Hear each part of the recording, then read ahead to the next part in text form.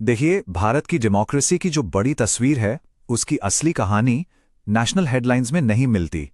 वो मिलती है एक एक कॉन्स्टिट्यूएंसी की जमीनी सच्चाई में।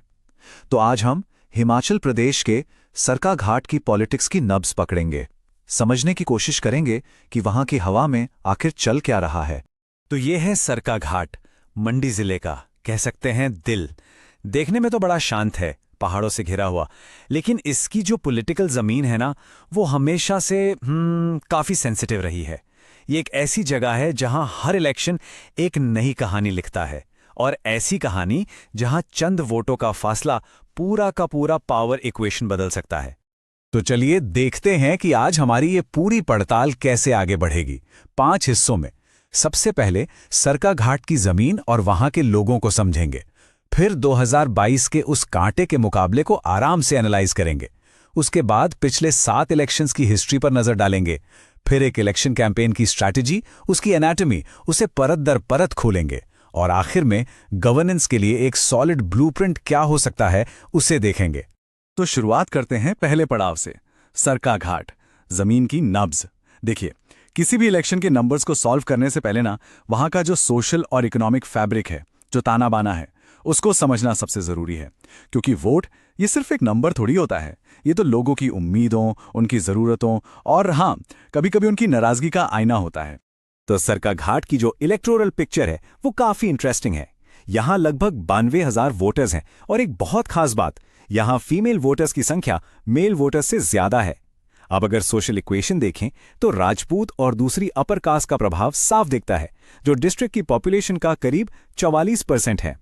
उनके साथ साथ किसान, ठाकुर, गुज्जर, कोली और गद्दी कम्युनिटीज का भी पॉलिटिक्स में एक अहम रोल है।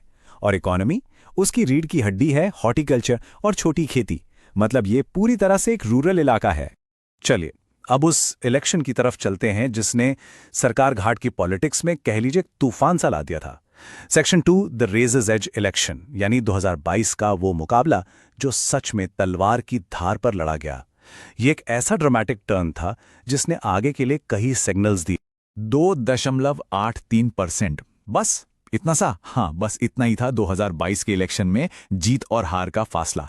जब मार्जिन इतना कम होना, तो आप समझ सकते हैं कि फाइट बिल्कुल आखिरी सांस तक चली होगी। और अगर इसी को हम वोटों में कन्वर्ट करें तो ये अंतर था सिर्फ 1807 वोटों का। एक एक वोट की कीमत क्या होती है डेमोक्रेसी में, ये नंबर इसकी सबसे परफेक्ट मिसाल है। यहां सच में हर एक वोट ने सरकार की किस्मत तय कर दी। लेकिन रुकिए, कहानी यहां खत्म नहीं होती। एक और नंबर है जो हैरान करता है, 17%। लगभग इतने वोट इंडिपेंडेंट और दूसरे कैंडिडेट्स को मिले। इसका मतलब क्या है? यह साफ इशारा है कि वोटर्स का एक बड़ा हिस्सा, एक बड़ा तबका दोनों बड़ी पार्टियों से खुश नहीं था। वो एक नया ऑप्शन तलाश रहा था। तो ये हैं 2022 के फाइनल रिजल्ट्स। बीजेपी के दलीप ठाकुर 42.89% वोट लेकर जीते, और कांग्रेस के पवन कुमार 40.05% के साथ बस कुछ ही कदम पीछे रह गए। लेकिन असली गेम चेंजर, जो कहते हैं ना सूत्रधार, वो था इंडिपेंडेंट कैंडिडेट, जिसने 15% से ज्यादा वोट काट लिए। यह साफ दिखाता है कि वोटर्स का एक बहुत बड़ा हिस्सा ट्रेडिशनल ऑप्शन से नाराज था, और इसी नाराजगी ने बीजेपी की जीत के मार्जिन को इतना कम कर दिया। और जब इसको हम 2017 के रिजल्ट से कंपेयर करते हैं, तो ये जो गिरावट है, ये जो ड्रॉप है, और भी साफ दिखता है।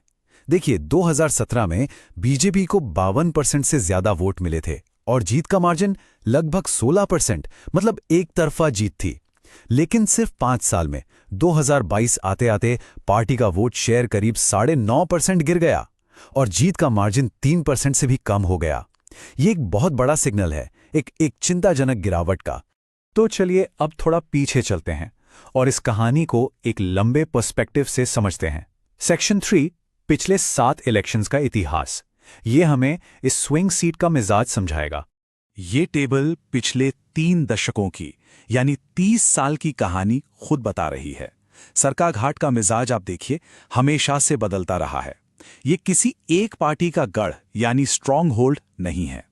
2003 और 2007 में कांग्रेस जीती, तो उसके बाद लगातार 3 बार बीजेपी।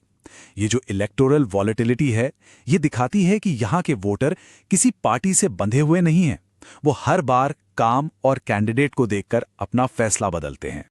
और ये चार्ट ये उसी कहानी का विजुअल प्रूफ है। जरा देखिए 2017 में बीजेपी का सपोर्ट कैसे अपने पीक पर था और फिर 2022 में उसमें कितनी तेजी से ड्रॉप आया।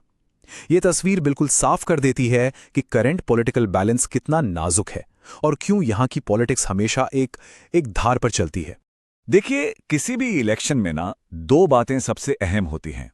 एक, वोटर की डिग्निटी, उनका सम्मान, और दूसरा, पब्लिक स्पीच की जिम्मेदारी। ये हमारे कॉन्स्टिट्यूशनल वैल्यूज का कोर है। जब बहस मुद्दों पर हो और एक सम्मान के दायरे में हो, तभी डेमोक्रेसी की जड़ें मजबूत होती हैं। अब तक हमने बात की क्या हुआ, अब हम समझेंगे कि ये कैसे हुआ।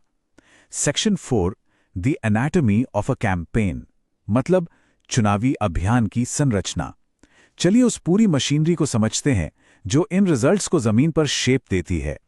तो इस चुनावी रणभूमि में बीजेपी के लिए क्या है उसकी सबसे बड़ी ताकत, उसकी स्ट्रेंथ, एक मजबूत ऑर्गेनाइजेशन और सेंट्रल लीडरशिप का करिश्मा। लेकिन कमजोरियां यानी वीकनेसेस भी हैं। 2022 का इतना कम मार्जिन, लोकल लेवल पर एंटी इनकम्बेंसी और वोट का बंटना।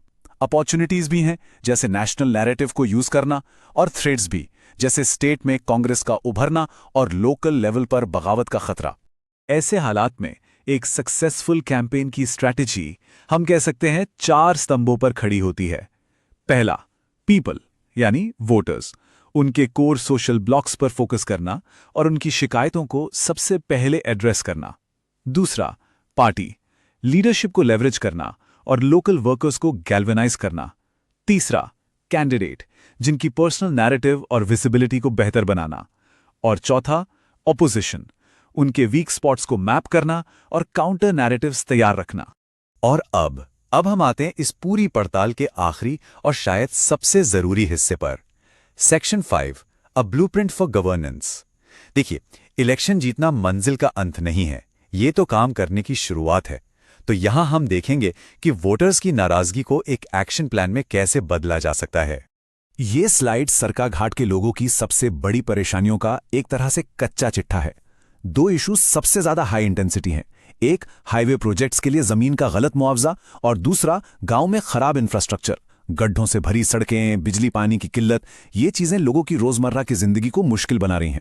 इसके अलावा महंगाई, बेरोजगारी और पब्लिक सर्विसेज जैसे हॉस्पिटल बेड्स की कमी, ये भी बड़े मुद्दे हैं।